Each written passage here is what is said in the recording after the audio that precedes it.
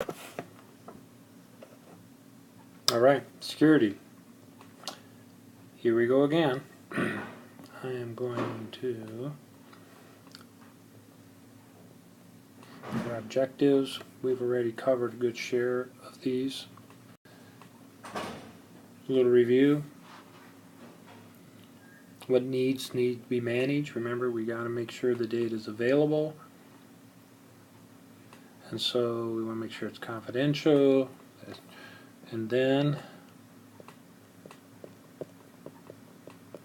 we talked about in the last session, people have to be productive. I mean, you have to find that line between what's the best way to guarantee these things, but yet let people do their job. So we're concerned about where the data is stored while it's being moved and while it's being processed. And we also talked about products and devices, right? We have lots of things we can use to help us decide if we're going to secure or not, right? We think about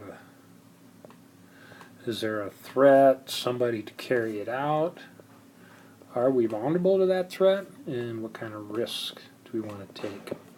We'll mention that again here in a second. Got to work with people. People have to be trained. They have to understand the policies. They have to know what procedures they go through to do things, and so forth. Policies, guidelines, what people ought to do, but maybe there's no specific exact thing they need to do. Policies, these are what they have to do. You don't follow the policies, you could get fired. We talked about these things. I just mentioned you have an asset. Is there a threat against it? Somebody can carry it out. And what are the odds? That's going to happen. Based on those odds, you're going to do risk management.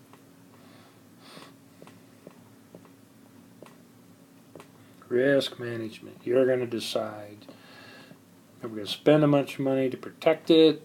Are we going to just take our chances? Or are we going to move the responsibility to somebody else? You don't want that to happen.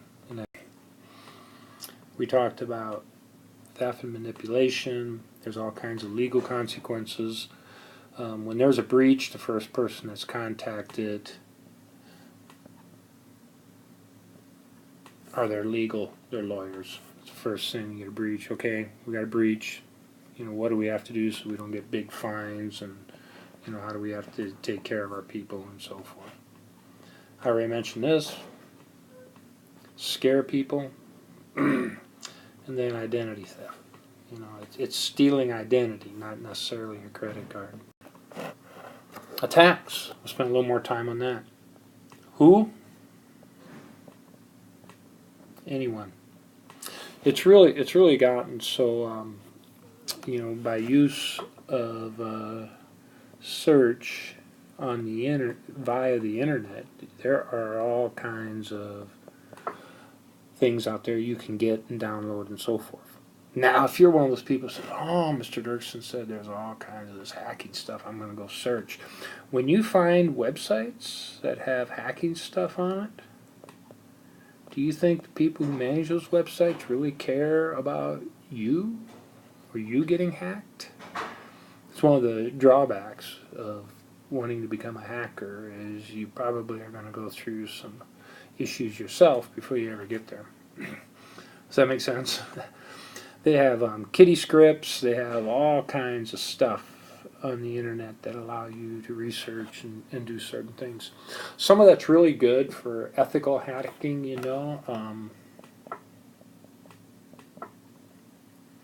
ethical hacking, the whole idea of testing and making sure things are secure and so forth.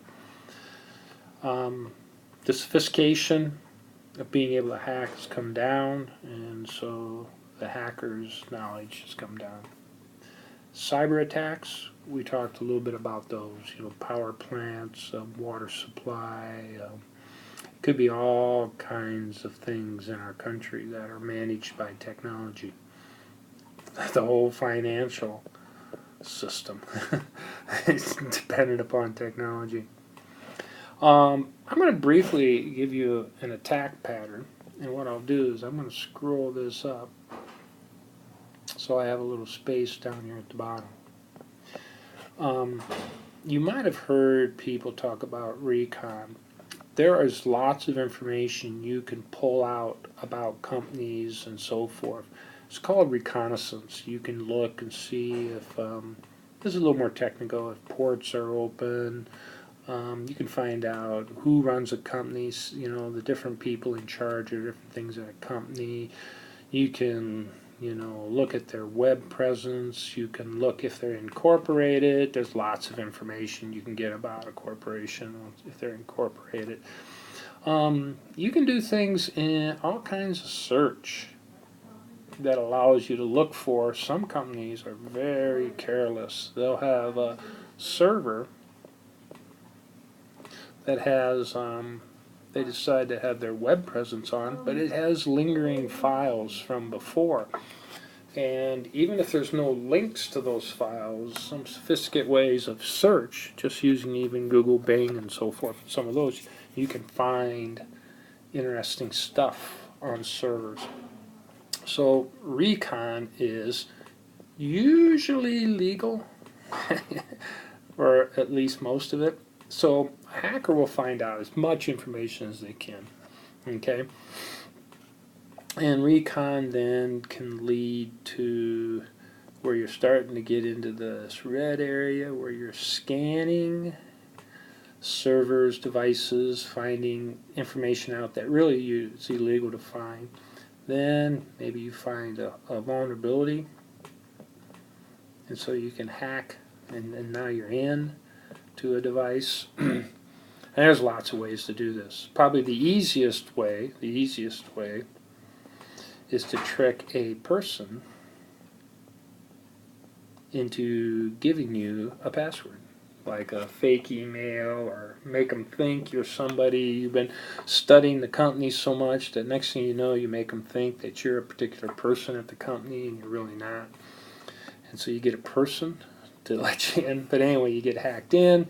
Then the next thing they do is they're going to cover tracks and backdoor the device, which means they can set up another way to get in. Another way to get in that you can't see, your device, your virus software probably doesn't detect, or whatever. Then from there, they try to escalate their privileges. They watch you on the device until you type a password that's to something really important. They get that password, which then allows them to be like an administrator, and then pretty soon they have access to everything. So that would be an attack pattern that wouldn't be so uncommon nowadays. That's it for today, or at least for now.